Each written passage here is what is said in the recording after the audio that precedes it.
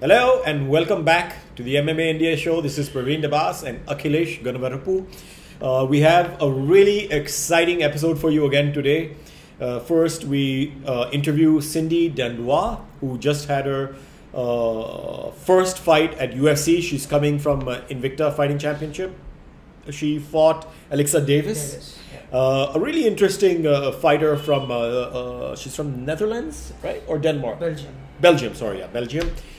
Belgium, Denmark, Netherlands. अपने को तो सब सेम ही लगता है भाई. You know, छोटे-छोटे देश हैं यूरोप में.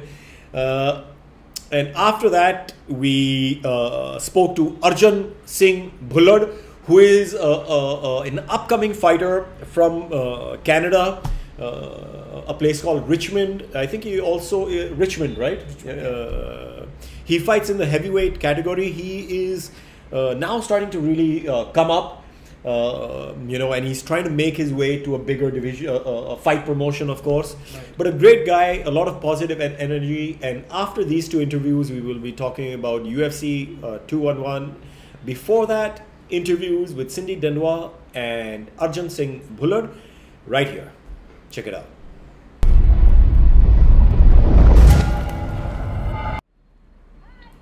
Hey Cindy, how are you? Hi, I'm good. How are you? I'm doing good. Thank you for taking the time out to talk to us. This is my colleague Praveen. No Hi, Cindy. problem. Hi. So it's around 6:15 there, right? It's about 6:10, I guess. 10 past 6. 10 past 6. All right. Yes. And when are you going back to the United States? Do you know when you're? So you're currently rehabbing an injured foot, right? A broken foot, I guess. Again, sorry, my English is crap. No worries. So you're rehabbing an injured, a broken foot, if I'm not wrong. Yes. I broke my foot. Okay, and how is the progression coming along? How is the rehab coming along? So I broke my foot in the first round, like even the first takedown I shot it in. Right. It was like, I thought it would be okay. I didn't really expect it to be that bad. I came back to Belgium, they put it in a cast because it was like broken. But they said like I have to this cast for 2 weeks. It's one where I cannot support on anything. I need crutches for 2 weeks. Then they will take it off. Then I get another boot who I can like take out sometimes to, for example, be able to like take a bath, or like I can take it out sometimes. And my doctor says swimming in about 4 or 5 weeks would be okay. So I only train my upper body now, and it will be totally healed in about 8 weeks, and I can start training full time again. Okay, and So- did UFC give you any intimation about who could be possibly your next opponent? I mean, it's too early yet. Yeah, but- no, I have no information like at all yet. Nothing. So I'm waiting for that. Okay. Now, tell us one thing.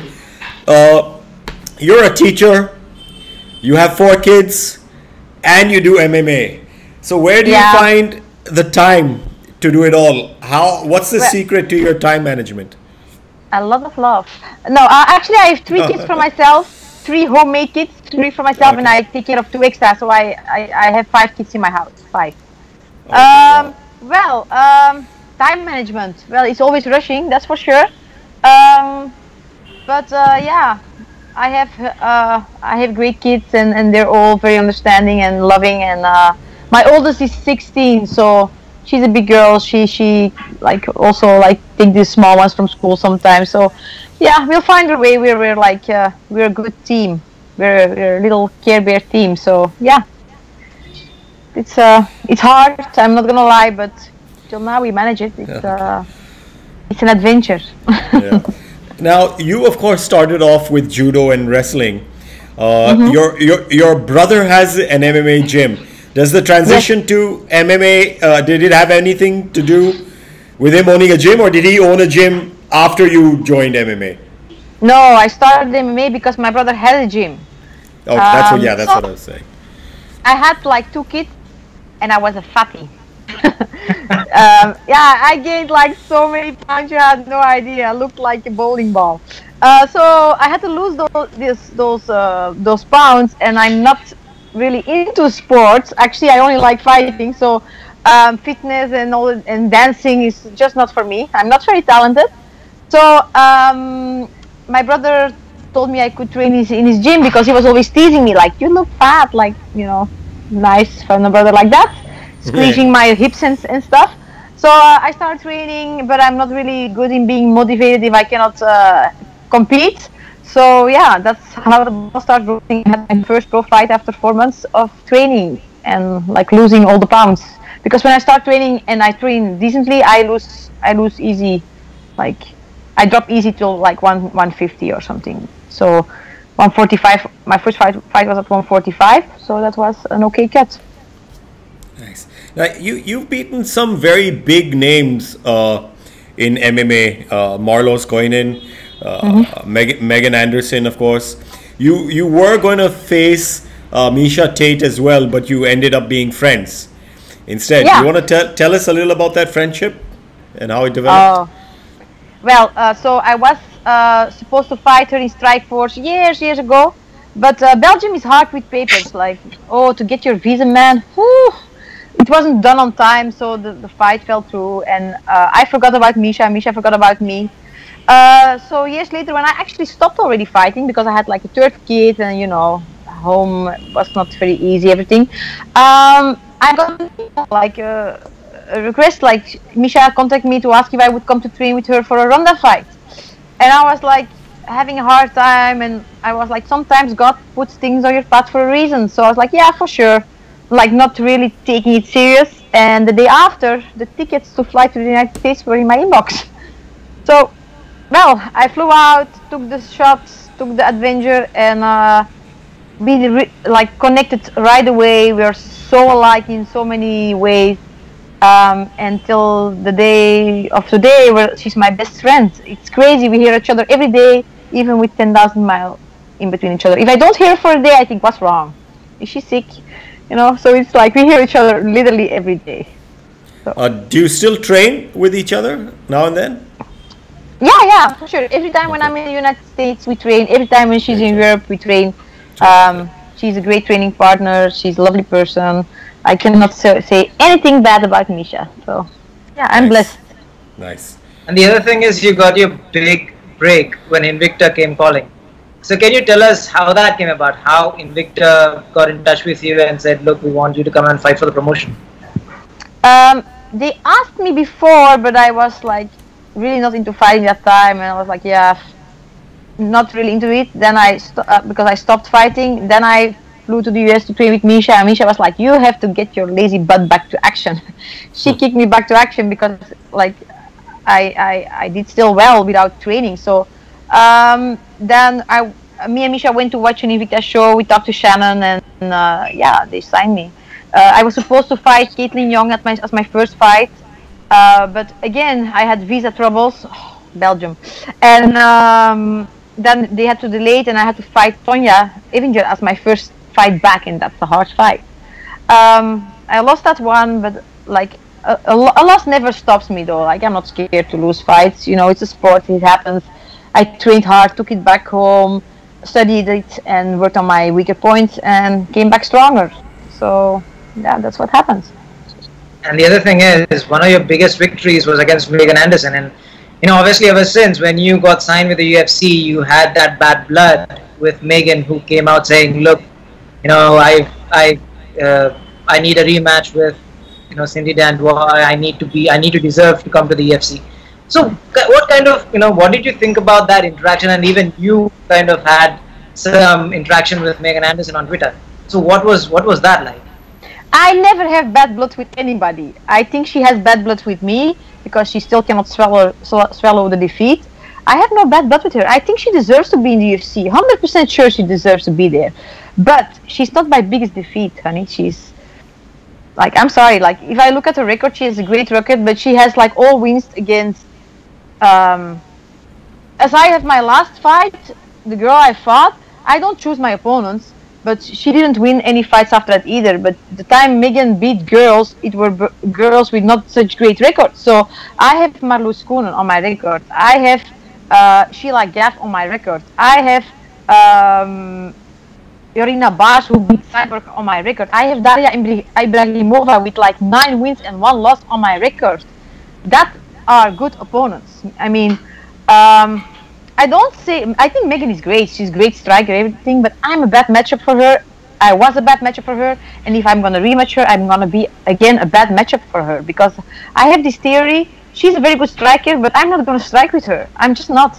My striking is made for my grappling, and it doesn't look nice. I realize it doesn't look clean. It doesn't look pretty. It isn't. Everybody can say what it looks awkward, but the point is, it works. You know, it will not work to knock somebody out, but it works to get closer to my opponent and get them down. And Megan is big, and big girls have long legs, and long legs are easy to shoot in on. Sure. And you know, yeah, it's what it is. Like, I know people who are bad. I knew Alexis would be a hard matchup for me because she's small, she's strong on the ground, she's solid, she's not easy to pass by. I knew this would be a hard fight for me. I'm not scared for any hard fights though. I would fight anybody. I know Chris Cyborg is going to be a very hard fight for me, but I like every adventure.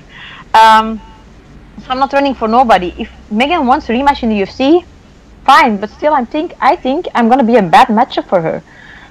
That's the truth, you know. Right. And the thing is, yeah. Sorry, please go on. No, that's it. That's actually it. I have no bad blood with her. She has bad blood with me. I have no problems with her. She deserves to be in the UFC, 100% sure. She's a great fighter, but I'm a bad matchup for her, that's all. Right, and the instance where you got called up to UFC is kind of at an interesting time because now they have the 145-pound division as well. So, do you see yourself, fighting at 135 or jumping back to 145? What's your take on the entire situation? Wherever they want me, I can take a 145 fight in 1 week notice. A 135 week, I need some time because I'm a big girl. I have to drop the boobs when I go to down to 135. So it depends. Like wherever they want me, if they need a quick fall in for 145, I'm here. If they need me at 135, I need some weeks because I will need to cut some weight. But I'm open to fight both classes. I will fight wherever they want me. I'm blessed to be here and I'm flexible. I'm a professional. I never missed weight for any weight class. So 125 is not possible, but 135 and 145, I mean. So. Right. And do you think your first fight in the UFC against a former #1 contender in Alexis Davis, when you got the call and when you were told that you'd be fighting someone like Davis, as you said, has good grappling, is solid on the ground, is kind of not an easy matchup for anyone. So what was your initial reaction? I'm not searching for easy matchups. I'm not. So. Right. So she's not easy for anyone. As I said, she's very tough, especially on the ground. So when you got the call and when you were told Alexis Davis would be your first opponent in the UFC, what was the initial reaction to that? I was happy. I was happy because I realized I get one of the best girls in the world, and she's a class act. She's a class lady. She's not a trash talker. It's like she's amazing. I've always been a fan, for 100% sure. So it was like, yeah, I was happy. I'm blessed. I can measure myself with the best girls of the world. I'm not searching for easy matchups like ever. So I was fine with it. I was happy. I trained hard. I worked hard. I will always keep on pushing myself forward, and it was a very close fight. So I think I proved I belong here. Maybe my striking doesn't look how people want it to look. I will work on it, I promise. But I'm not going to be the best striker in the world like ever. I know that. I will have to work with the tools I have, and I will try to improve them. But she couldn't knock me out, and she's a good striker. So that says something like, oh, my striking is terrible. Yeah, but I don't get knocked out. I had no scratch after a fight, not even one. So, you see, I'm doing fine. Yeah. Right, and the other thing is, as it was a very close fight, a lot of people even thought, that you won the fight. A lot of people thought it was very close to even call. So, do you think your first round injury, as you said, your broken foot, kind of hindered your performance going into the second and third, or did it? What kind of impact did it have going deep into the fight? I could still push. Like, I think all the pressure came from me. I was the one who attacked, and I was the one who went for takedowns, and I was the one who pushed forward. Of course, Alexis is a smart fighter. She's in it for way more years. She knows how to make a look a fight like going her way. So I give her all the credits, no problem. I felt it was like not really okay, but like the adrenaline keeps you up. So the only thing, like footwork, moving and striking, is already hard for me. And when your foot isn't working how you want to, it's even harder. So yeah, that's maybe a little minus, but no, I still scored my takedowns with a broken foot. So I think I did well with it. It's fine. You always get injuries, injuries. It's okay. It happens, and I'm a strong girl, so I can handle it. Yeah. I did so many judo fights with broken fingers too, so it's okay.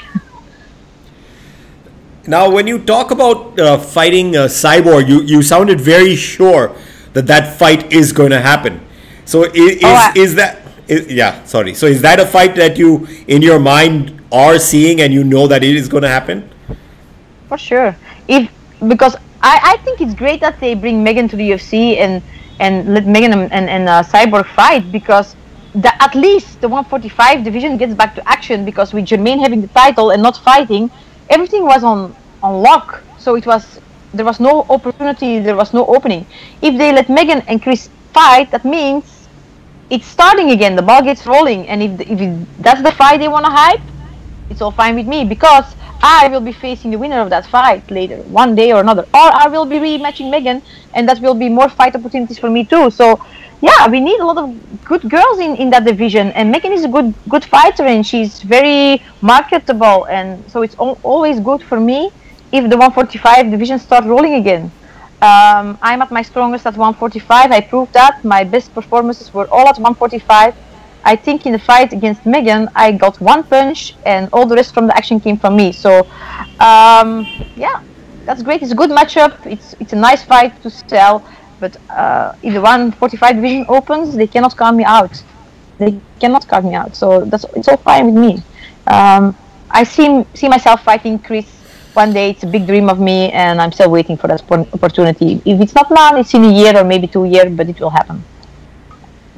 Right, and the other thing is, yesterday UFC announced the TUF next season with the 125-pound division women.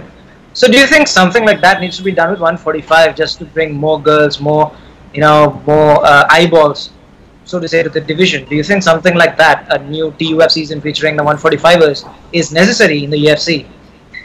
First of all, I'm so happy they opened the 125 division, because a lot of girls are hanging between Beck Rawlings, great fighter. She's like too big for 115, too small for 135. We just lost Valerie Letourneau. She's a great fighter, but she's a little bit too big for 115. So it will be great to have the division in between.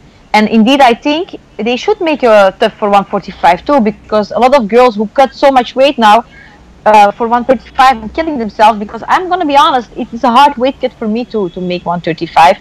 Yeah, they will be able to fight at a healthier weight class, and it will open people's eyes how much talent it actually is at 145, because a lot of 145 girls are now fighting 135 just because there is no other opportunity. So yeah, I hope they will make it tough, like with good coaches and a lot of opportunities. It would be great. I think that would be awesome. It would be necessary, yes. And I was going to ask you about your own weight cut from, as you said, 145 is relatively easy for you than making 135. Mm-hmm. Now, at this stage of your career, how difficult was it for you, especially in the UFC, to make that 135-pound cut? It's always hard. So I walk around 155, 160. That's usual walking around weight. Then if I start to train right and eat healthy, I go down to 150, 148. That's where I walk at them. But then those last pounds are not pounds I can lose by only dieting. I have to cut them. And yeah, that's hard. Misha has to hold my hand. I'm crying. These bye-bye boobs, they're gone. Vanished. Bye-bye butt, no butt, nothing. So yeah, that's, if it's part of the game, it's my dream. I will do anything to fight where I want to fight. So yeah, if that's what they want me to do, I do it. All right. Praveen? Yeah, sorry. I was just noting down some quotes, so to speak, from Cindy. So, I mean, apart from MMA, I don't know if if we should be asking you this, but I just wanted to ask you, because you have mentioned Belgium a couple of times. How is the state of Belgium doing right now? If it's okay to talk about that, because we have seen, of course, some unrest or problems, in the past. How is the atmosphere and how is it doing now? It has been scary. We had scary times. Now it's calmer for the moment. But yeah, everything can happen. There are a lot of problems in the world, and our government is trying their best to solve them. But it's not. Now it's calm, but it's been scary times. But now we're kind of okay. So yeah. Because like you said, even the US has been seeing a lot of changes, and we've been seeing changes in Europe, and it's not a great time where there's a lot of upheaval. But I guess staying focused, you have so much to be focused around.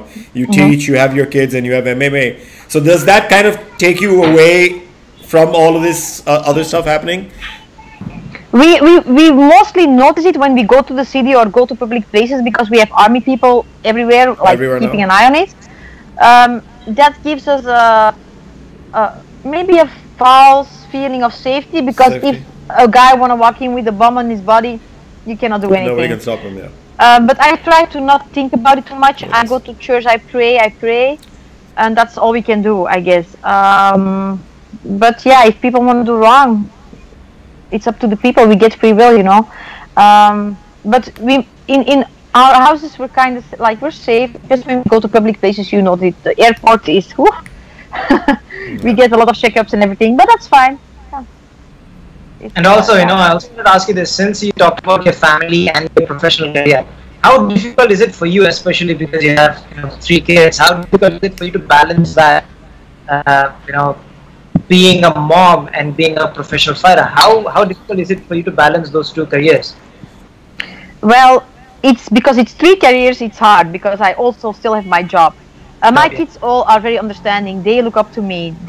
I show them every day that with working hard they can pursue every dream they want, and they're very supportive. Also, they all fight. They're all in the gym. They're all training, all nice. Going for the same goal. So that helps. They all love fighting. My son is the only one who also likes soccer. All the other kids are only into fighting. So it's not hard to combine being a mom and a fighter. It's hard, but it makes it way more hard because I still have to pay all the bills, because I do everything myself. I have no husband supporting me. I do everything myself. So it's a mommy and kids team. So the mom and the sports, it's okay. It's the third thing extra that's hard. Do your kids see your fights? Yes. Okay. That's why I want to fight in Rotterdam, actually, because then I will be able to take them all. They will be all able to watch it and live, because now they watch it, they wake up in the night, they see it. But going to Rotterdam with them, that would be so awesome, that they can see me fight live, have the feeling live. Now they watch it on Fight Pass. That's what they do now, but they can watch it for sure. Yeah, great. And do you also take them to the gyms to train when you're training? Do you take them to the gyms with you? Because we have seen a lot of fighters doing that. Yeah, that's the only opportunity. That's the only thing I can do. So they train themselves. I teach their classes, so they train themselves. And when I train, they make their homework in the gym. They make it because we have tables there. They make it with a whole group of kids from all kind of fighters, They make their homework. We get home and we correct together. We watch if they did everything what they had to do. So yeah, they're little gym rats. That's what they are. They belong to the furniture. Yeah. Great. Anything else, Akhilesh? I think I've asked every question that I had.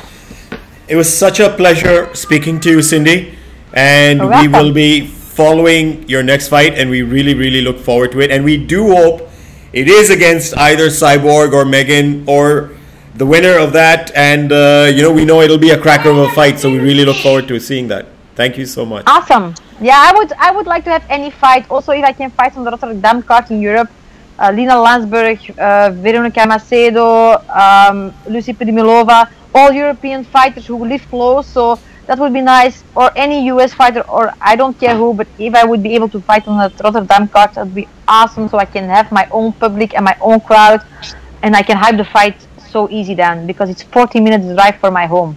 So let's hope for that. Great. Fingers crossed. Fingers crossed. Thank you, Cindy. Thank you so much. Take Thank care. you. Bye. Thank you. Bye. So I won't talk that much then. I'll just listen. Yeah, so Arjun, thank you for taking the time out to talk to us. The first thing that we wanted to ask you obviously was, you've competed in Olympics, you've competed in the Commonwealth Games. Can you tell us about this transition from freestyle wrestling to mixed martial arts? How difficult or different was it for you to do this jump from freestyle wrestling into MMA? But let's mention here that Arjun is a gold Commonwealth gold medal winner from the 2010 Games. Yeah.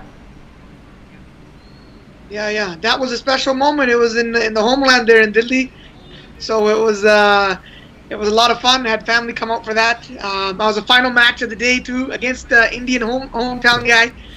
So it was an amazing event, and kind of a culmination of a long story with my family immigrating here many years before. And actually, the girls, the Pogat sisters from the Dangal movie, were there competing same time. All that. So yeah, I was just gonna say it was like your Dangal moment, huh? Yeah. Like you had family and everything in your last year. Yeah, nice. It was something special, I know. I sent a link out there. I know you guys are aware sort of the backstory, but it was special. But anyways, so we can touch on that after if you want, whatever. But yeah, the transition's been well. Wrestling is the toughest sport out there. So if you can excel at that sport, you can excel at anything. And the transition is, in terms of hard work and stuff, that's all similar. It was just learning the new skills. And I dropped in with these guys, Team AKA out of San Jose. They got fantastic wrestlers that have come through that system that I knew from my wrestling time, and really they've really helped polish me off. Right. And talking about AK itself, I wanted to ask you about your experience training with some of the best wrestlers that we know of in MMA today. So how was that experience for you? It was great. I had those relationships already built. Actually, King Mo was the first guy to bring me down there. I have to give him a shout out. When no one knew me in MMA anything, he put that olive branch out. So I got to give him a shout out for sure. And then I knew others, Daniel Cormier and these types of guys. Cain Velasquez not so much because he didn't go and represent the U.S. But Daniel, King Mo, these guys represented their country. So when I was representing Canada, they were representing the U.S. and we were at training camps together, all that type of stuff, tournaments. But the training's been phenomenal. The first day I got there, Javier, the head coach, Javier Mendez, threw me in the cage with Daniel, actually. And he goes, we're going to see what you're made of. I just went there. I wanted to go see what they do for training. I'm like, I want to see if I can do this. What is it that they do? And he just threw me in the cage. He goes, you got one round. I want to see what you're made of. It was, and all the fighters were around the cage watching. So it was pretty intense and pressure-packed. My father was there with me. But I must have done something right, because as soon as I walked out, he said, you're on the team. I want you part of AKA, and we hit the ground running. So Yonex, tell us a little more detail about how that went, because you kind of skipped through the main part over there. Yeah. So how did that round with him go? Well, there is a bit of a gym coach, so I can't go fully into details, but I will touch on it a little bit. So we went in there, so all the fighters are around the cage. They have a cage, so they have two separate rooms in AKA. One where all the fighters are just kind of going at their own pace. It's called the Red Room. And then one where the cage is, and that's fighters getting ready for fights. You're going full on. and they have balcony seating overlooking it. So if anyone's visiting the gym, they can sit up there. And anyone that's actually a part of the team, they're at the ground level right outside the cage. So I went there, and Hopkins were going. I thought we're just gonna move around because I told him like, oh, I haven't been doing this. I don't know anything, right? I had a few months of boxing because I've been a lifelong boxing fan, and so he told me, he goes, be ready to go. You're going, hard. This is it. This is your tryout. But it was MMA or just wrestling? No, full MMA. Gloves on, mouth. Full MMA. Let's go. Yeah. Okay. And as you know, in AKA, we go hard. It's a fight in there. It's not, they don't play around at AKA. I mean, Monday, Wednesday, Friday, it's hard sparring. So I went in there, and my heart rate was going, and I looked around the room. I knew nobody except my father was outside the cage there. I knew I couldn't match up with him watching. And so not only that, I was the outsider, new guy there, Canada, U.S., brown guy, got the beard and all that, and so all that type of thing. But we went in there. I gave it everything I had. First 2-3 minutes was just adrenaline. I was just throwing. Actually, in the first 30 seconds, I actually took Daniel down. He didn't expect that, and that was my instincts. I went straight to my wrestling right away. But and after that, I would just stand up the whole time, and he had a lot of pressure, all that type of stuff. At about the 4th minute mark, I was running on fumes. Because all the adrenaline had gone, and because if you don't have the technique, you're just going muscling everything. There's no efficiency. So the last minute, I was just hanging on. Then about the last 10 seconds, then we went again toe to toe in the center of the cage. Because they said 10-second mark. I'm like, okay, whatever I have, I'm gonna give now. And I was pretty proud of my performance, not having done it, being there with a guy that caliber, taking him down, and then just going toe to toe. I didn't back off, right? So I think more than anything, yeah, they saw potential and stuff, but they saw my instincts that I was there to fight. I didn't run or anything like that. So you know what a person's made of inside, whether they have the technique or not. You know who they are, if they're fighters or not. Right, and the other thing is, just because you mentioned about hard sparring in AKA, I wanted to ask you this because a lot of people kind of criticize AKA for their hard sparring, for going all out during the training sessions. What is your take on the same? Do you think AKA does it well? Just okay, without saying anything, what is your take on the entire situation? Yeah, for me, so before I went to AKA, I also dropped into TriStar. That's our biggest gym in Canada, all that. So, and they have a totally different philosophy there. They just drill a lot of techniques. They don't go hard sparring, and they spar on Saturdays, once a week only. Even that, I was there, and the coach was telling me, hey, lighten up, and this and that. So they're completely different approach, and both have had success. TriStar is proven, AKA is proven. But for me personally, I like the AKA approach. I'm used to that for the wrestling meets. You just go, you shake hands, let's go, and train hard. I've been raised that way. It's something I connect to. And talking to the coach there, like, even there, if you're sore, if you're not feeling 100%, they tell you just relax and don't go hard. But I guess people's maybe egos get in the way a little bit sometimes there. And a gym like AKA, you've got a whole list of world champions there and top fighters.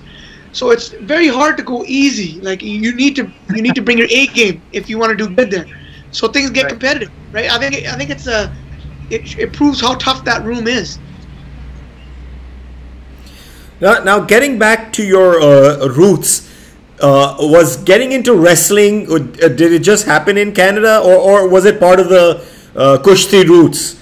Did you and how was your parents' reaction to it as well? Did they take to it because they saw it, as the whole Kushti thing, or were they a little averse to it? Okay. Yeah. So the history is very long. As your colleague there knows, I sent him some notes before of a couple of things there. So yeah, my dad wrestled before me. He was my first original coach. Okay. He did the Kushti.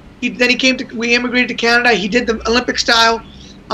He won many tournaments, accolades in India, in Canada, around the world doing that.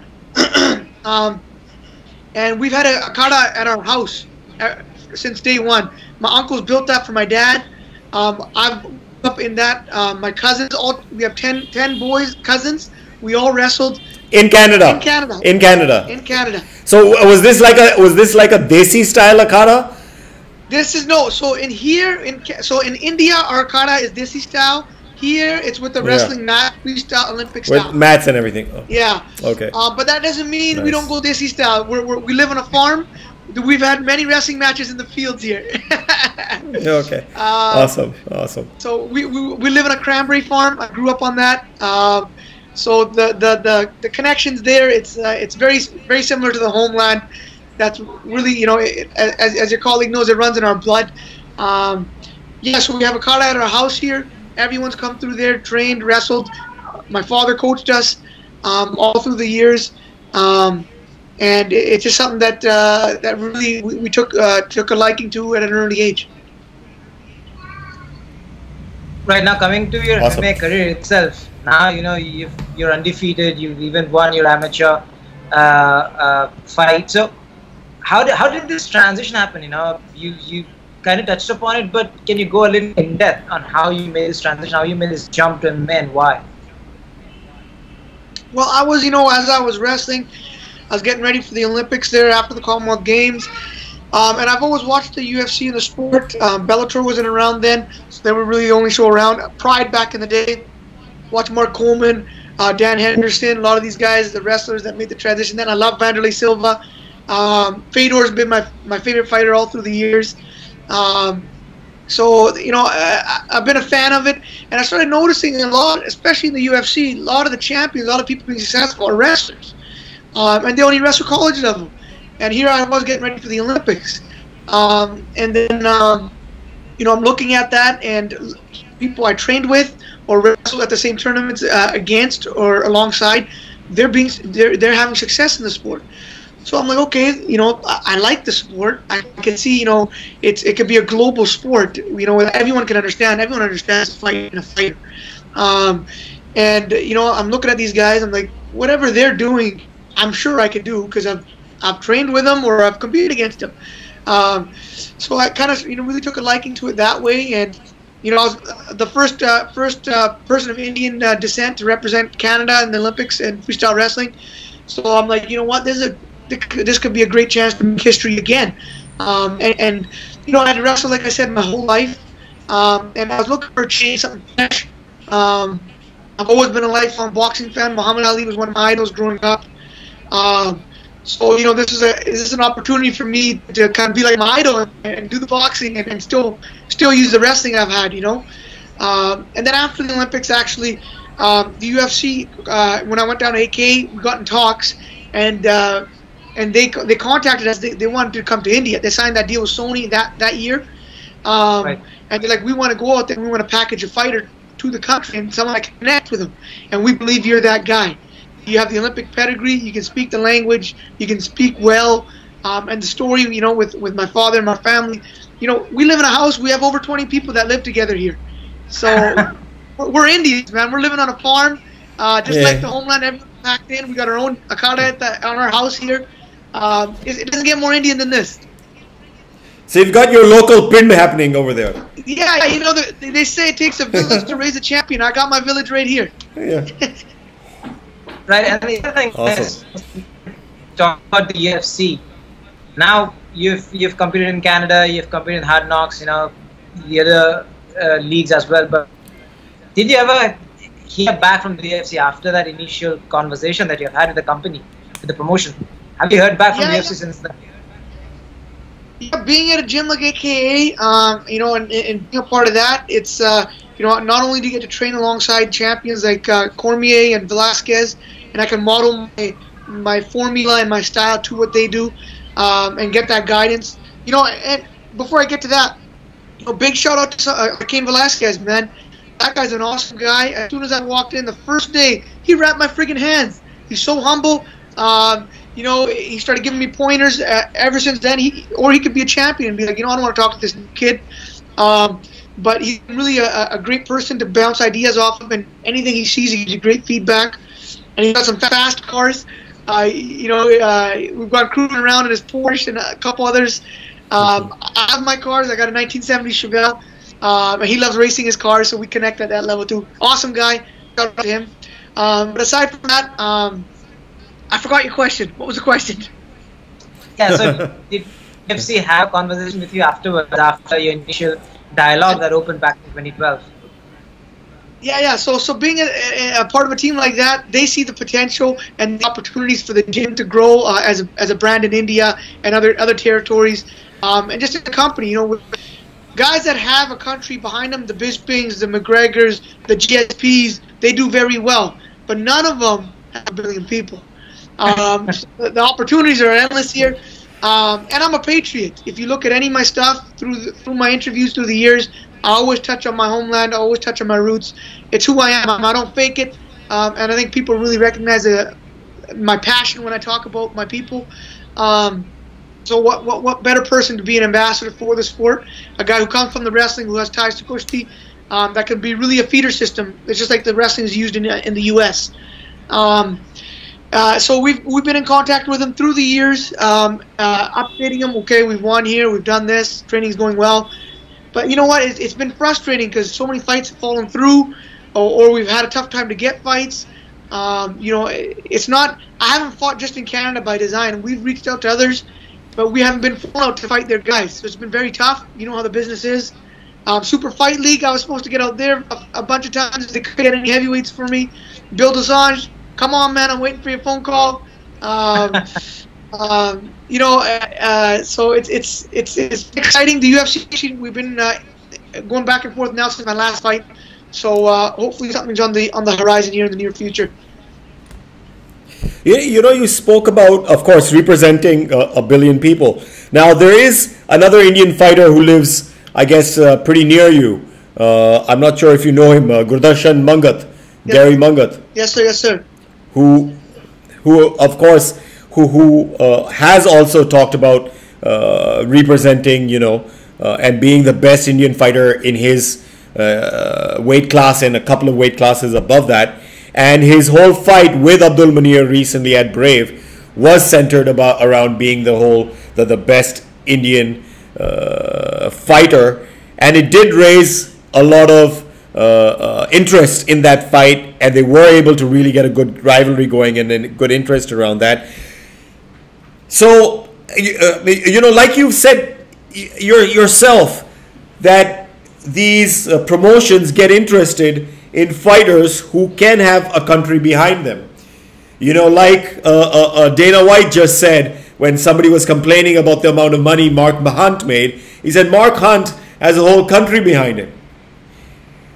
So is this like a very planned thing of showing these promotions? Look, I've got a lot of people behind me, a lot of people, new customers who will come into the UFC and start watching because I am there.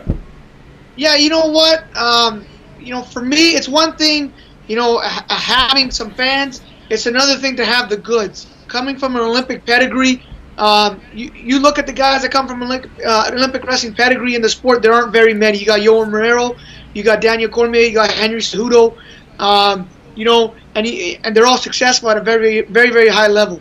So not only are we gonna have the support, we have the goods to be successful, which is equally as important if you ask me. That's why we're very excited. And in terms of the following and such, I'm not saying that just to get leeway with the company. I'm saying that because that's what motivates me. That's my purpose.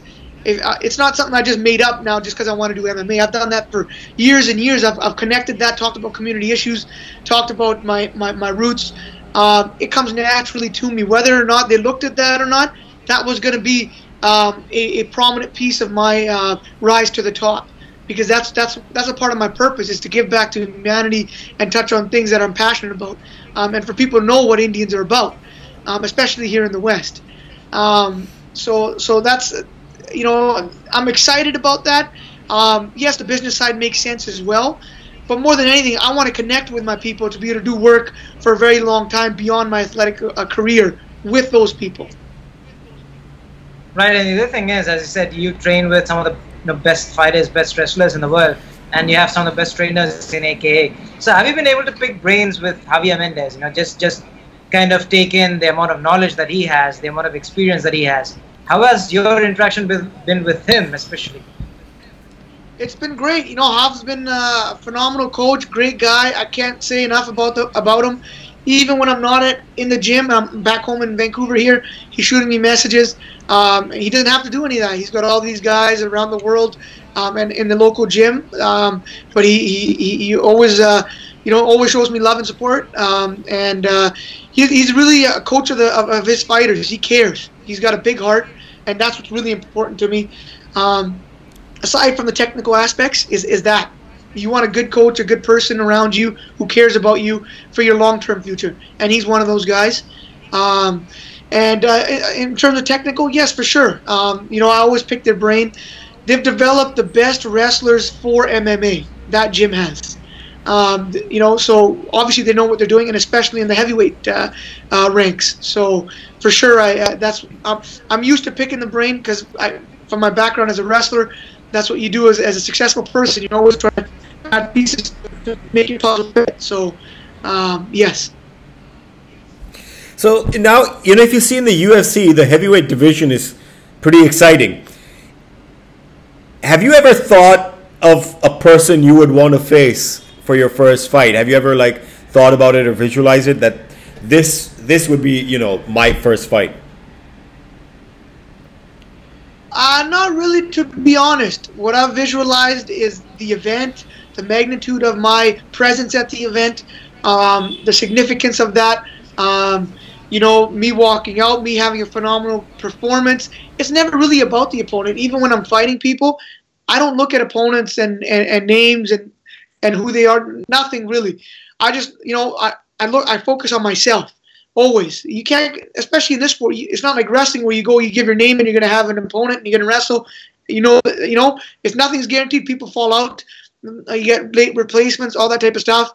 But more than anything, for my preparation, I like to focus on myself. I need to be ready a certain way, and I need to be at a certain place. And my team around me helps me to make sure I'm there. It's not about that. It's about getting that UFC gold. Realizing my childhood dream of being a world champion. I'm still on that journey to make that happen. That's what it's about for me. It's not about any opponent. It's about the bigger purpose. And the other thing I wanted to ask you is, you come from a wrestling background. You've obviously come to the highest level. But when the transition happens to MMA, and you've seen a lot of wrestlers having a lot of, because wrestlers are supposed to have good cardio and conditioning, but we have seen, a lot of wrestlers having problems, especially people like Yoel Romero, that do not have the greatest of cardio when it comes to MMA. During your first couple of fights, you never, hit you that way harder in terms of cardio and conditioning than I expected.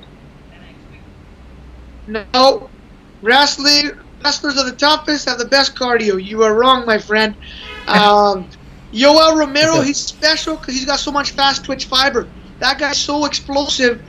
They say in athletics, either the more fast twitch you have, the harder it is to go a long distance. You have to give and take in that regard. So he's just such an extreme on one end that he has to give something up on the other end. And he's also 40 years old, right? So you got to take that stuff into account. But you look at all the other guys. You got Daniel, who's 38. He goes for days. You got Kane. He's a machine. You got, you name it. You got, Dillashaw, Cruz. You got, any of these guys. All wrestled. All of them wrestled. Yes, it's different in terms of, the striking and such. But once you're comfortable with that, you don't get as fatigued. You become efficient with your movements. At the end of the day, to be honest, it doesn't matter how hard you train. You're going to feel tired. In anything you do, you're going to get fatigued. It's how you respond when you get to that point. And I believe wrestlers have the biggest heart and mental toughness to push through that and past that. Right, but when you started competing at professional level, right? So Was it different? How different was it for you? Let me rephrase that. How different was it for you? Because you're used to competing at a certain pace and using certain amount of muscle and strength in wrestling. So how did that kind of translate to mixed martial arts? Yeah. So the parts that were challenging were after the grappling, to be snappy on my strikes. And just the comfort of standing and not being within arm's reach of your opponent at all times, which is what I was used to. Being outside, seeing everything, the strikes, that type of stuff. When you're within arm's reach and you got a hold of the guy, back to normal. That's what it was. So being relaxed and being comfortable at that range, and just a skill set. It's a learning curve there. It's something new. It's one thing doing it in training. It's another doing it in under the lights. Everything's a lot quicker, a lot more intense. So it's really that cage time. And anyone that saw my last fight, I fought a Bellator vet who's been in there. He's an All-American wrestler. He's been in there with some guys that are in the UFC now. Supposed to be a very seasoned guy. All that. I didn't even shoot on the guy. I didn't take him down on purpose. I stood with him the whole time, and we beat him up standing. And that was just for that, just to one, myself, that we're fully comfortable in, which we were, and two, to show everybody else, look, I can take you down, but I'm gonna beat you up standing. So now what? Right. Just to elaborate on what you said regarding wrestling. Do you think that's the perfect base for a mixed martial art? Is just to build on your foundation, which is wrestling. So do you think that's the perfect foundation for any fighter going forward? Yes, sir. Yes, sir. For sure it is. As a wrestler, it's so critical, and you know what? Everyone's getting better as mixed martial artists in wrestling and in all disciplines. But I still feel wrestling is the most important. I'll tell you why. Aside from, if you come from that, there's a reason the wrestlers are dominating. When you develop as a wrestler through all the years of training, your body, your mind, that toughness, that grit, all that sort of stuff, that overcoming challenges and the work ethic and all of that transfers over better, I believe, than any other discipline. But aside from that, technically speaking, you are able to dictate where the fight goes. Like I did with my last fight. If I wasn't comfortable standing, I would have taken him down. Because I was comfortable standing, he tried to shoot. I was a better wrestler, so I defended and I kept it standing. So I can dictate where the fight is, standing or on the ground, and that really, having that upper hand is very critical, I believe, in a fight. And more importantly, for our homeland, having that long history of wrestling, it's a perfect pipeline. The U.S. has done it. We can do it as a country out there. Right. I want to see you fight now, man. I'm like, it's like you talk about food for so long and you want to eat. So we've been talking. I want to see you fight now. I'm really excited to see your next fight now, brother. Yeah, no, I appreciate that. It's been one of those things. I'm just waiting for the bright lights. That's the only reason I got into this, was to make that jump. I say it all the time. I didn't come here just to be on the regional scene or even to participate in the UFC. We're here to go for the gold. That's what I've done my entire life, is always gone for the top. The absolute top, world champion, that's the one thing that eludes me. We've done the Olympics, we've done Commonwealth, all that. Got to stand on top of the world at one point and let them know an Indian can do this. Well, awesome. Well, we are with you, and so are a billion people, like you so rightly put. So we wish you all the best. Akhilesh, anything else? I just wanted to get Arjun's thoughts, some message that you might have, and I'm pretty sure you do, for the Indian fans. Yeah. For the Indian fans, listen, guys. And this sport is going to be huge. It is huge out here in the West. It's growing immensely in the East. Know that you've got one of your own out here that's carrying the flag, that's bringing this thing out your way into your backyard. If we got to, we'll grab these guys by the throat and drag them there. But this thing's going to happen. They're going to know what we're about as Indians. I'm excited for the future, but I'm excited for my people more than anything. And I really truly mean that from the bottom of my heart.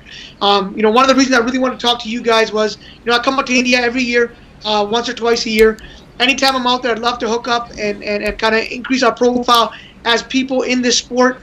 I want to go beyond this sport. I want people to know what Indians are about, especially in Trump's America. It's needed. Yes. I want to go beyond your sport. I want to leverage that audience and that profile to do great things for our people for many, many years beyond my athletic career. And I'm excited to do that. I'm excited to put on great fights. I'm excited to tell our story as a people, as a nation, and link East and West. It's going to be a lot of fun. Great. So we really look forward to talking to you again and catching up and meeting up when you're in India next time. Thank you. I will definitely reach out. I'll let you guys know. And anyone that wants to follow me, hit me up online. Join the team now, because the bandwagon is going to fill up real quick. This train's about to leave the station.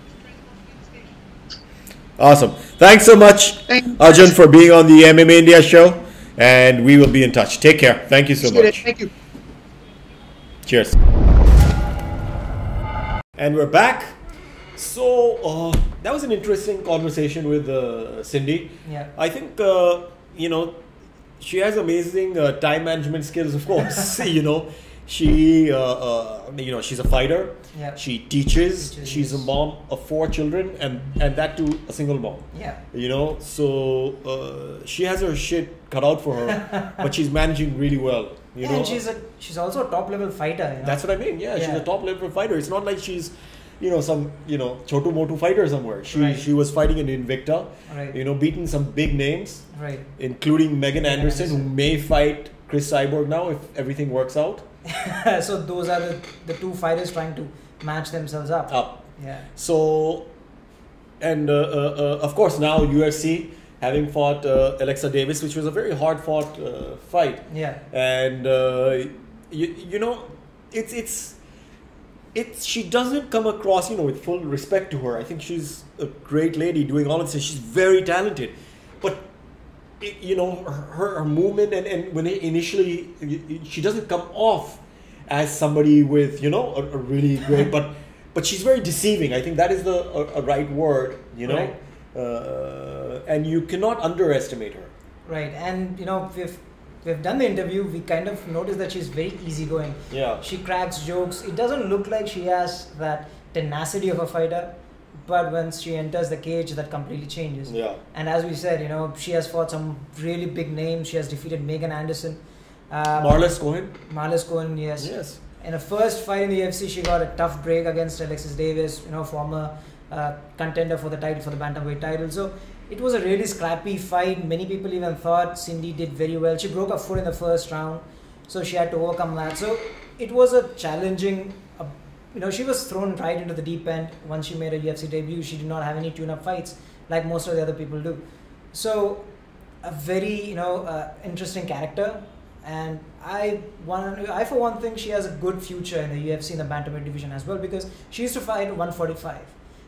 She cuts a lot of weight to come down to 135, and that's what she said. But at the same time, when you cut that so much weight and come down to 135, you have the size advantage naturally. Yeah.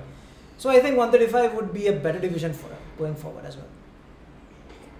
And next was Arjun Singh Bhullard, Yeah. a heavyweight. A very interesting story about how he sparred with Daniel Cormier. Right. And the great thing is he comes off as such a great, positive guy. Yeah.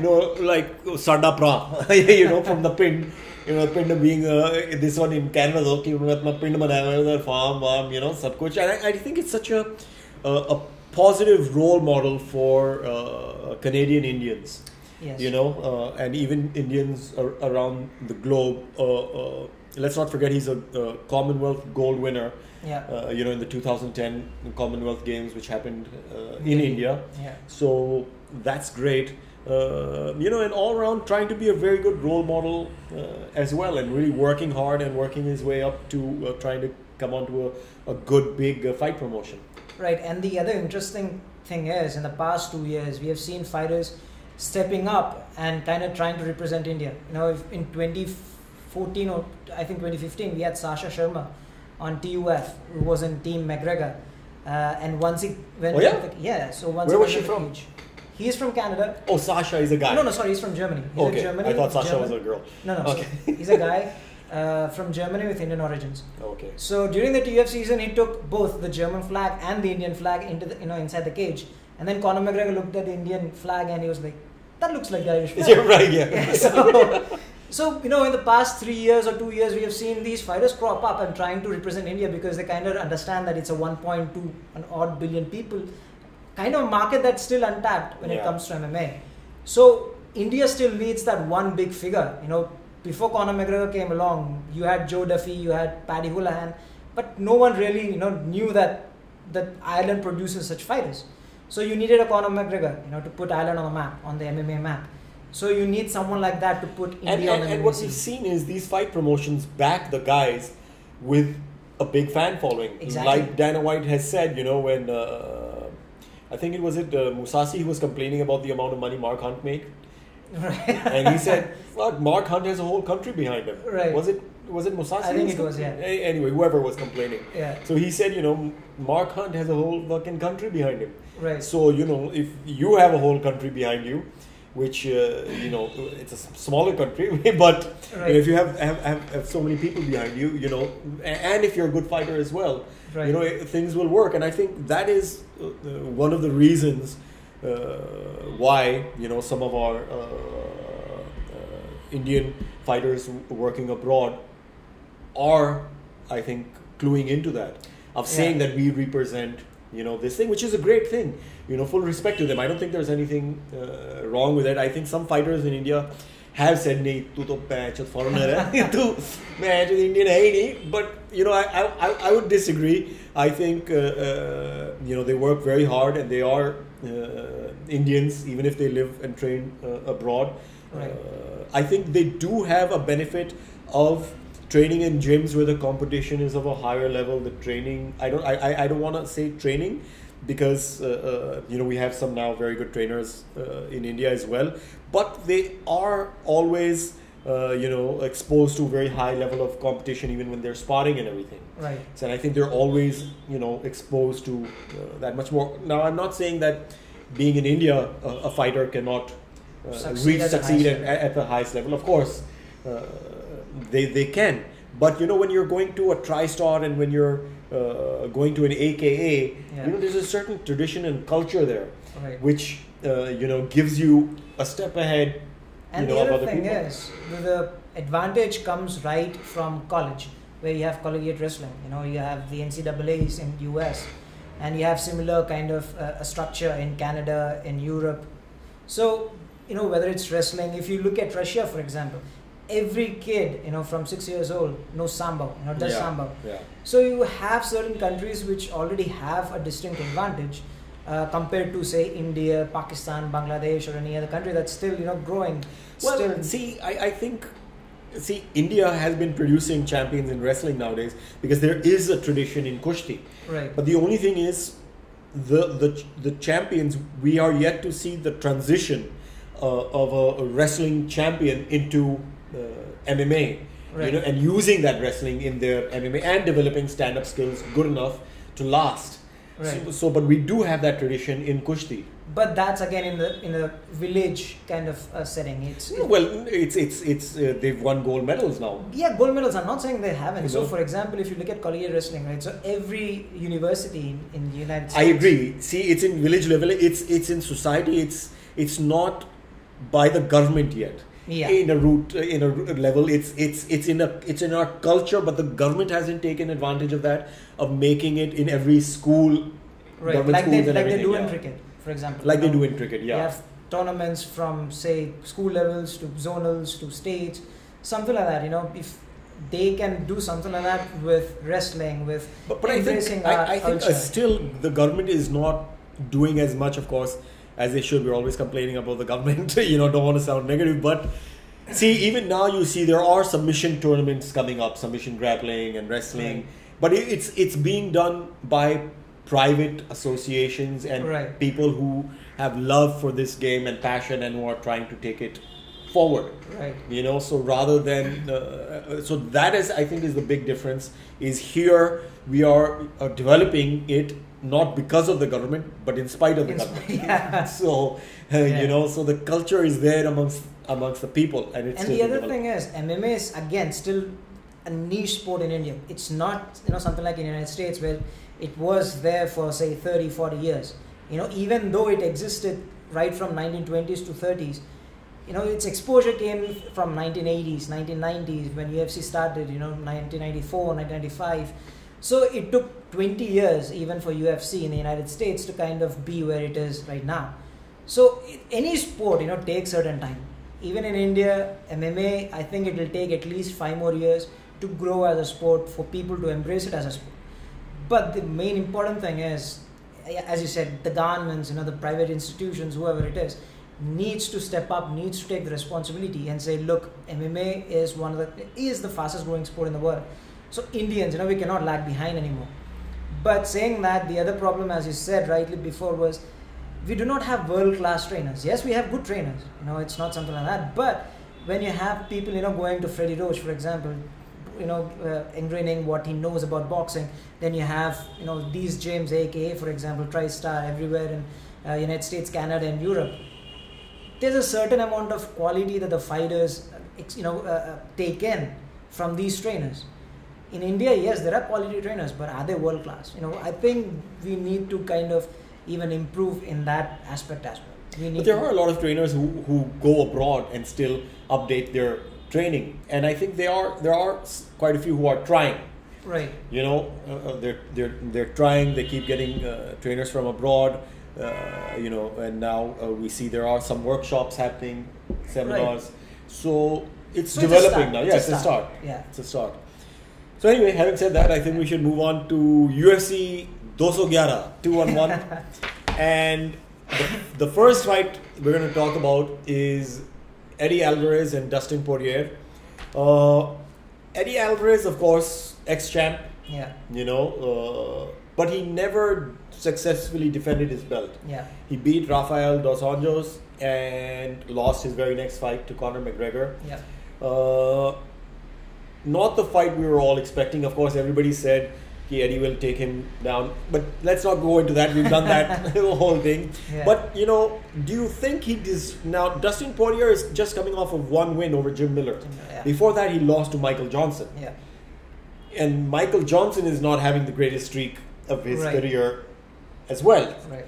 So I was just wondering whether this is the fight that should have been made, or he should have been. I mean, of course, anything can happen. Dustin Poirier can knock him out, but it is a tough fight. Both are very tough competitors, and it does seem like a good fight. But do you think Dustin Poirier was the guy to match up with Eddie Alvarez, coming off of just one loss, of course, but to Conor McGregor? Yeah, I think so, because Dustin Poirier has looked phenomenal since he moved up to 155. Again, he lost to Michael Johnson, as we said, as you said. But the thing is, anyone can get caught at any given day. We saw Conor McGregor catching Jose Aldo. It doesn't mean Jose Aldo is not a championship caliber fighter. Yeah, but you do lose, and they see you cannot put it to chance. It's not a chance. It's not chance. Jose McGregor was the better guy that day. He knew, he kind of, for lack of a better word, guessed what Jose Aldo, the prep, everything was much better, which is why that result happened. It's not that just that both guys are swinging and just got chance like, it's not, I don't think it's that easy to say. So that's why fighters say with a good game plan, anyone can win on any given day. Yeah. I think that was the case with Michael Johnson and Dustin Poirier. I mean, I think Poirier's mistake was to stand and trade with Johnson in the pocket. Johnson, as we all know, is a very, very good boxer. Dustin Poirier is also a good boxer, good striker. We're not saying that, but Johnson has the knockout power. We've seen that before. So you can take it to chance. You can say, okay, that's a blemish, but still it bounced back. Against Jim Miller, Poirier looked very, very good, and he is a very good striker. And people said, Poirier's ground game might not be that good, but we've seen what he did with Joe Duffy, for example. So is it a good matchup? I do think so, but at the same time, with someone like Eddie Alvarez, you would need win. If I were the UFC, I would not try and put Eddie Alvarez into the deep end once again against a top 2 competitor or top 3 ranked fighter. Instead, what I would do is try to give him a fight which is competitive, but still, a fight which you normally expect Eddie Alvarez to win. Do you think this is that fight? I think this is that kind of fight. We have to remember also Dustin Poirier also lost to Conor McGregor. He did. But after that went on a 4-fight win streak before Right. losing to Michael Johnson. And he has also beaten Max Holloway. Yeah. So the thing we kind of forget with Eddie Alvarez, for example, is he's a very, very durable fighter. Even with Rafael Dos Anjos, we talked about how Eddie Alvarez is a durable fighter. With Conor McGregor, people, a lot of people gave Eddie Alvarez a good chance because of his durability. Because, Eddie Alvarez is known to go all 5 rounds. Before that, he was just stopped once. No one really expected, Conor McGregor fans would say, hey, we thought Conor would knock him out in the first round itself. So, but at the same time, Eddie is very durable. So that durability was something that people kind of took into consideration when they thought he would, be the guy to finally end McGregor's hype train. So I think it's a good matchup on the UFC's part, because you are giving Eddie Alvarez a fight which is competitive, but at the end of the day, you expect him to win.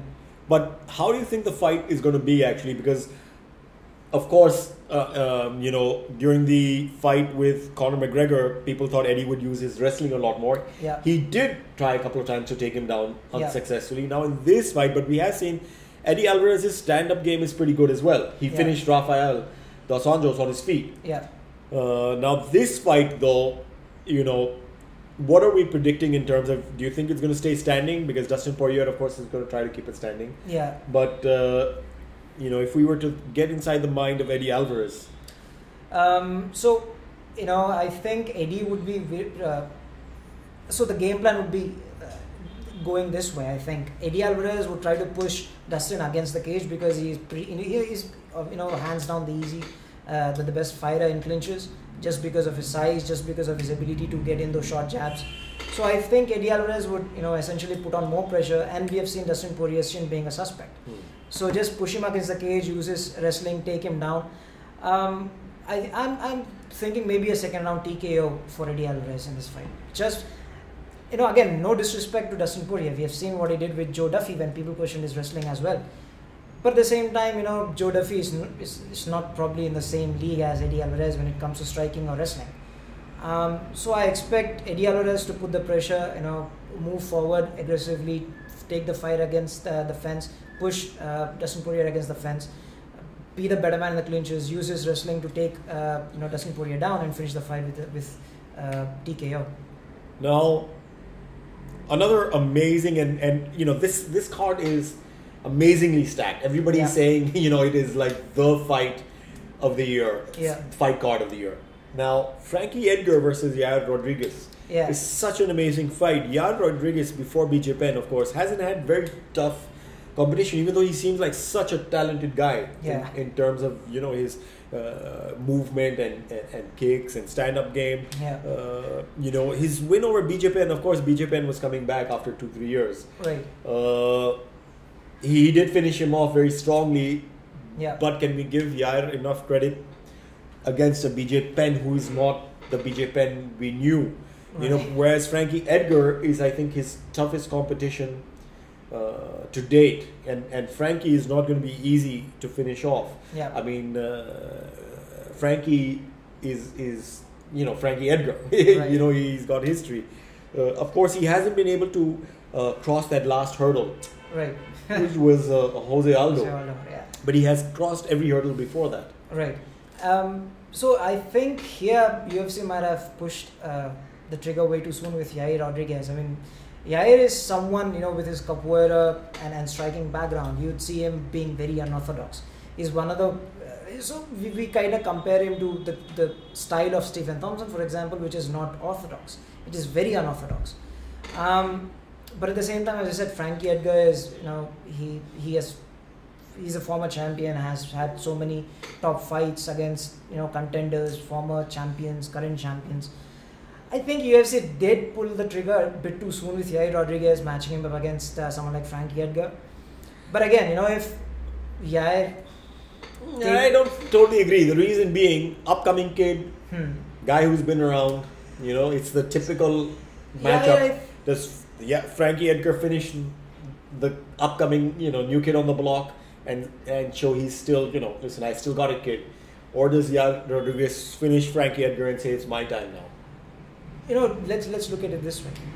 Until the last fight, which was Yair Rodriguez's biggest test. But that's what I just said. He hasn't really finished off very big competition. Exactly. But if you want to, he's shown a lot of potential. And if you want to be with the big boys, which is what I think it is his time now to show that he is capable of it. Yeah. You do have to go through a Frankie Edgar to be able to then face your Max Holloways or Jose Aldos. Yeah, but throwing him up against someone in the top 3, top 4, I think, I think he's had enough fights to be able to listen. You need to, and I think somewhere I read that he wanted Frankie Edgar. Yeah. So, you want it, you got it. And I think this is the fight to prove whether he belongs in that top, echelon of fighters or not. Let me compare Yair Rodriguez to someone like Almeida before at 135-pound division. You throw him up against a top 4, top 5 guy, the entire hype train that you have, or Aljamain Sterling for that matter, the entire hype that you have with one tough competition could kind of derail your momentum. We have seen what happened with Sterling. We have seen what happened with Almeida. Yeah, but if you want to say that you're best and you want to fight for the but again, best, there's sooner or later, you got to put your. I was going to say a Hindi saying, it's a little crude, but I'm going to still say it. Is ki gaad mein kitna goo hai? वो दिखाना ही पड़ता है. Yeah. Especially if you're if you're saying this is the guy I want, you need to show what you're made of sooner or later. And I think this is the time for Yair. And I do feel, listen, if he's shown a lot of potential, then this is, according to me, a fantastic matchup. Is Frankie slowing down? Does he still have it?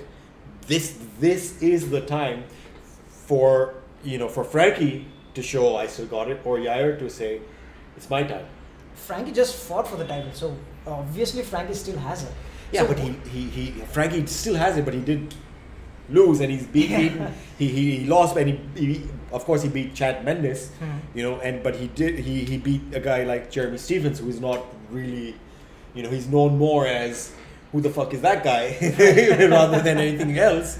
Yeah. So Frankie still does have it, of course, but this is the time again to still, show. Listen, I still do have it. And I can beat an upcoming kid like Yair Rodriguez, which everybody is, raving about. If you see the kind of videos which Yair is putting out, the guy has some serious talent. Right. Yeah. So I wouldn't be surprised if he wins. Yeah, no one is doubting Yair's talent. So I think right now we're in a position where, for example, you kind of either protect Yair Rodriguez by giving him competitive matchups, but not throwing him into the deep end at the moment. He's got top 7, 8 fights, I think, which were like that. But his last fight was BJ Penn. That's what I just said. Yeah, someone. But that's what I mean. Now's the time to step up. Caceres, BJ Penn, but now you're throwing him into the deep end. So what? No, they're not throwing him into the deep end. This is what he wanted. Yeah, that is what he wanted. But again, you have matchmakers for a reason. Yes, but again, see, if a fighter says, "Listen, I can do it," he's convinced the matchmaker. Right? He's convinced the matchmaker. He's saying, I want to do it. This is the fight I want, and I deserve it because I got all of these wins behind me now. Matchmaker is like, you know what? Fuck it. ठीक है. तुझे लड़ना है मैं जो तो लड़ ले जाके. Yeah, see, the thing is, we have seen fighters call other fighters out so many times. Kamaru Usman has been calling out Damian Maia, but he was never offered Damian Maia. So Damian, that's a whole different, I think. A veteran, who's on a winning streak, who wants to fight for the title. I think it's the comparison. But Frankie Edgar just did fight for the title. He did get his shot. Yeah. So what I'm saying is, so it's a different thing. Damian Maia wanted to hold on for a chance to fight at the title. But you're talking about the experience. I think Kamaru's a great guy, but I don't think I think he has 1 or 2 fights more to prove he is the guy to beat. Same thing with Yair Rodriguez. No, I think Yair Rodriguez, according to himself, and I agree that he hasn't really, but he has shown a lot of skill and talent in what he has No, done. he has. Same as But Kamaru. again, look But at- you can't compare these things. This is what I'm What saying. I- Every no, division so is different. Look at the competition. For example, Kamaru Usman's last fight was decent.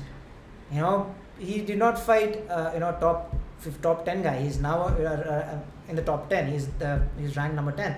But at the same time, look at Jair Rodriguez. His last two fights were Caceres and BJ Penn. So normally the progression would be after you beat someone like BJ, give a top 5. When it comes down to it, Top 10 are you fighter. saying Frankie will beat Yair? I think so. Frankie will coast for Okay. decision victory. Okay. Yeah, I mean it's Okay. Frankie Edgar, former champion. So I'd have. I to think he's a go with- fantastic fighter, but I think it's going to be a very competitive fight. I think the advantage with Yair Rodriguez is his unpredictability. The way he throws kicks out of nowhere. We saw that with BJ Penn. Him throwing kicks out of nowhere. BJ tried to take Yair down, but he had solid takedown defense as well. So I'm not saying Yair Rodriguez cannot stand toe to toe with someone like Frankie Edgar. Of course he can. But at the end of the day, is it too soon to pair him up with someone like Frankie Edgar? That's my question. We shall soon find out. Yeah. To bring that, we shall agree to disagree. और आगे बढ़ते हैं अगले fight के साथ. The person who we just spoke about, Damian Maia, Yeah. and Jorge Masvidal, who's been on our show twice now. Yeah. A great guy, loves India, loves his curry, loves his Indian food. Gangster. Yeah. He has proven in the last two fights people wrong, especially in the Donald Cerrone fight. I'm not sure who you chose. I chose Jorge. I remember putting that down. I think so. I mean, I even have. Anyway, chosen Jorge. so he has proven people wrong, Yeah. with his fighting skills, which are very deceptive again. Yeah. He because he seems so relaxed and chill. Yeah. Like he's just coming from a barbecue or something. Yeah, man, turning along, and the guy's gone. Yeah. So, and he did go through some, I think, bad luck in between. Yeah. With Lawrence and Alcantara, very, very close fights. And I think he took that to heart and he came back very, very strong. Right. Very focused, very strong. And I think this is going to be a great matchup. I think Damian Maia is the guy. This is like a number one contender fight. This is. Yeah. Damian Maia, there was a lot of talk about Tyrone Woodley said, Damian Maia, he literally called him stupid for taking up this fight. I don't think he was stupid. I think, like I said, this is a number one contender fight. Yeah. Again, Masvidal's coming off, a win over Donald Cerrone, Yeah. which is a big achievement. Damian Maia's, of course, beaten Carlos Condit, Matt Brown, Gunnar Nelson, Neil Magny. Yeah. And of course, what remains to be seen is, will Damian Maia be able to get his hands on Jorge? The Right. way we saw with Carlos, which was not as competitive as we thought it would be. Yeah. Because the minute he got his hands on, he was literally like an anaconda. Right. He went down, wrapped him up, it was over. Right. Lights out. Will he be able to do that? Especially now that Jorge's and of course everybody knows, but now even more because of the Carlos Condit fight that it's not a fucking joke. Right. Will he be able to keep his distance? Will he be able to shut those takedowns? Yeah. Will he be able to provide a very competitive match, and will he be able to win? We shall discuss that right after the break. And we're back. So, this is again a very, very competitive fight. Jorge Masvidal, we've seen, has great takedown defense. Yeah. He's got a very good ground game as well. Of course, you cannot put it in the same league as a Damian Maia, who's beat a Gunnar Nelson. Right. At his own game. Yeah. It was literally like a tiger eating up a leopard. Right. It's like tu sher to main babbar sher. So and the level of and the technique, it's such an art. It's just amazing to see. This fight, what do you think is gonna? We all know what both fighters are thinking, what they're gonna try to make happen. Right.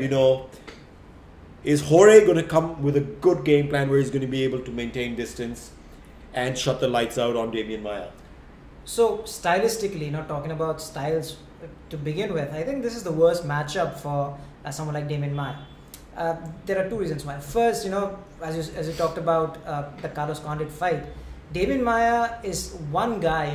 We know how good his BJJ is, but the way he evolves in his game, we saw during that fight that he integrated wrestling into his BJJ, which is something very unique and something you would not expect from a BJJ master like Damian Maia himself. But the way he evolves in his game is something that we all need to take note of. But we are talking about Masvidal, who many think, and I also think, is probably the best boxer in the UFC.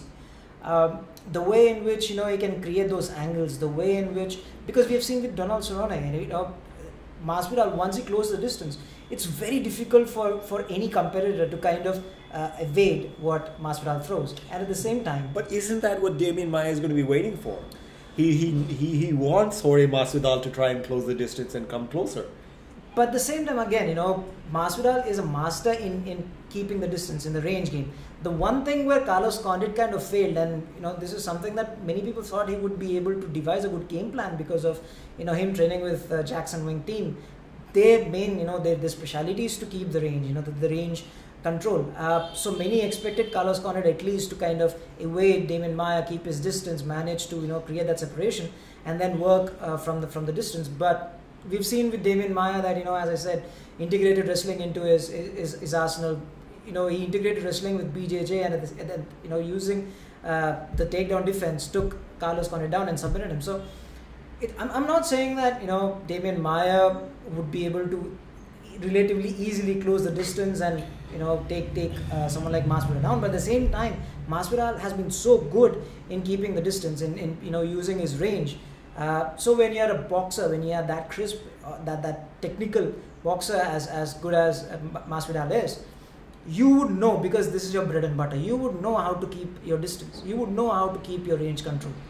If Masvidal gets to do that, then it will be a very tough fight for someone like Damian Maia, because Damian Maia, we have seen before, is not a really good striker. If Masvidal forces Damian Maia to stand up and trade with him, then I think that is what Masvidal would want to do. But at the same time, we kind of underestimate Masvidal's ground game as well, right? So I think he'll be able to hold his own against Damian Maia. There are ways in which you can kind of keep yourself afloat with these BJJ specialists. The one aspect of the fight that I want to see is how Masvidal kind of uses his boxing, his range control to keep Damian Maia at bay, and what Damian Maia would do if something like that happens. How can he close the distance? Because a lot of people think Damian Maia is a one trick. I won't say one trick pony, but he is one dimensional. Mostly a BJJ fighter, not someone who wants to stand up and trade. We heard from Damian Maia himself after the Carlos Condit fight. He said, "I will not stand up and trade with Carlos Condit because I know that is his strong point." But Jorge Masvidal, we've seen in his previous fights against Jake Ellenberger, whoever it was, Donald Cerrone, and Ellenberger again was a good wrestler. He's a good wrestler, but Masvidal managed to keep his distance, maintain that separation. Even in clinches, he managed to keep Ellenberger at a distance and work in short with short jabs. So I'm interested to see what Masvidal does, how he manages to keep that distance, and if he does, what Damian Maia's response would be. I see this as an even fight. It can go either ways. I think the whole world is waiting to see that. Yeah, it's a very even Stevens fight. It depends upon who has the better game plan on that day. Yeah. Well, now moving on to the next fight, Joanna versus Jessica. Yeah. Champ is on roll. We spoke to the champ as well. We spoke to the champ and Jorge and put it out together as the gangster episode. Yeah. Joanna, of course, is a gangster, definitely. And we saw that. When we spoke to her, she's got a lot of chutzpah. Yeah. And she's just beaten Carolina. Then before that, Claudia, Valerie, Jessica Penn, Carla Esparza. Who's who of the strawweight division? Yeah, the who's who. Of course, now Jessica Andrade is coming off of a 3-fight win streak over Angela Hill. She's beat Angela Hill, Joanne Calderwood, and Jessica Penn. Of course, Angela Hill is the champ at Invicta. And before that, she lost to Raquel Pennington, which I think was in bantamweight though, and she moved down after that to strawweight. So this is going to be a great fight. But Jessica has a great stand-up game as well. She does, yeah. But is the champ Joanna going to prove much too strong for her, as we've seen with her other opponents? Okay, let's just start with the 135-pound division and how Jessica Andrade has been so much better coming down 115. At 135, she was a small bantamweight. At 115, she's a big stalwart. At the same time, the one fight where Joanna Jędrzejczyk kind of took a back seat was against Claudia Gadelha. Because if you have a strong, big wrestler or a grappler pushing you against the fence and overpowering in clinches, we've seen, for example, with Carolina, Joanna has always dominated in clinches. Carolina, we talk about Carla Esparza, we talk about Valerie Letourneau. Valerie Letourneau is a big girl once again, but Joanna managed to dominate in the clinches.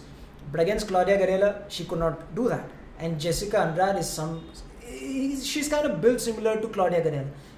All muscles, a big frame, very good, very strong in clinches.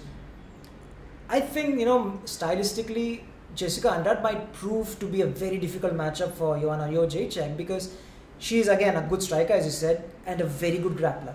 You see someone like Claudia Gadelha, for example, in the previous fight with Joanna Jędrzejczyk, Claudia Gadelha managed to win the first, second, and even the third round, controversially. Many people thought she won the third round as well. But going into the fourth and fifth rounds, she faded. And that's again something similar to what Jessica Andrade does. She starts very strong. She's very aggressive in the first and second round. But when the third round comes around, she kind of starts fading. And this will be a title fight. So it's going to be a 5-round fight. So it will depend upon Jessica Andrade's cardio and conditioning if she's able to go all 5 rounds at the same pace. Because she will start aggressively, she will push Joanna against the fence. She will take Joanna to the, try at least to take Joanna to the ground and use her grappling to get the upper hand. But Joanna, we have seen in the past, is very durable. I think every fight of hers in a 5-round fight, if pushed to the 5-round fight, she has gone all 5 rounds. And if anything, against you talk about Claudia, you talk about Carolina, she has looked better in the 4th and 5th rounds than in the 1st and 2nd. So where opponents start gassing out and start fading away, that is when Joanna comes into her own. She uses her Muay Thai background, she keeps her distance and then uses her strikes to kind of get the upper hand into the deep end. So I think this will essentially be a test of cardio and conditioning on Jessica Andrade's part and how Joanna deals with her grappling and her strength, Jessica Andrade's strength, in the 1st, 2nd and 3rd rounds.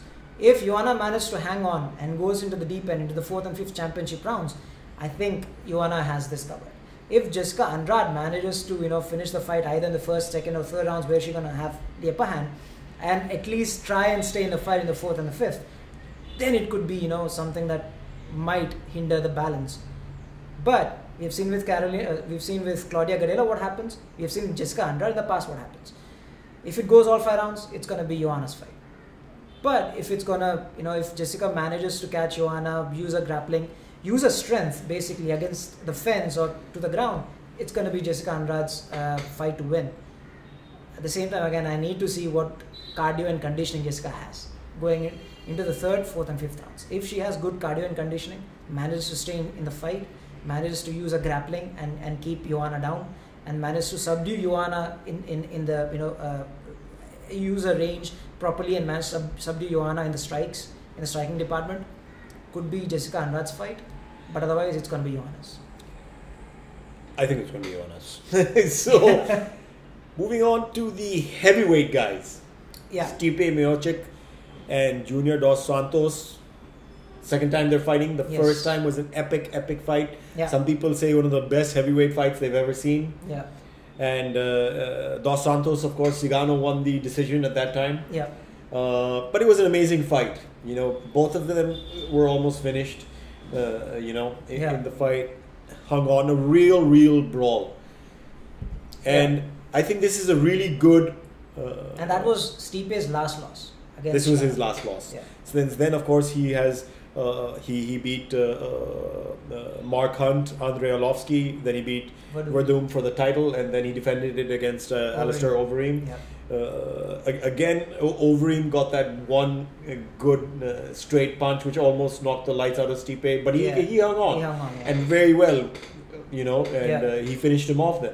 Yeah. He finished off Alistair Overeem, and Junior Dos Santos the last 2 years has only been fighting one fight a year. Yes. This year he beat Ben Rothwell. Yeah. Last year he lost to Alistair Overeem, Yeah. and the year before that, of course, Stipe. Yeah.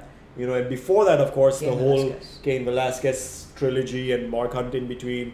Yeah. He defended his title against Frank Mir. So Junior Dos Santos is an ex-champ, knows what it means to get your hand raised. Yeah. Knows what it takes. Yeah. He this is not a new situation for him. Right.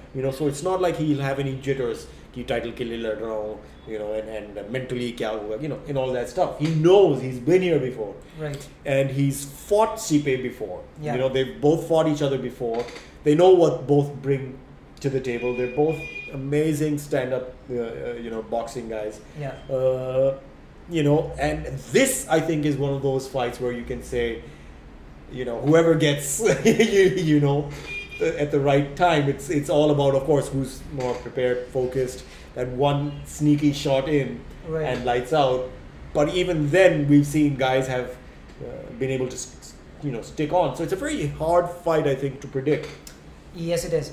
So it's an interesting clash of styles because on one hand, with Stipe, you have a guy with really good boxing pedigree and really good wrestling. And with Dos Santos, again, Junior has really good boxing. Again, two of the best boxers in the heavyweight division clashing against each other. While Stipe has wrestling, Chicano has really, really good jiu-jitsu, to boast with his striking.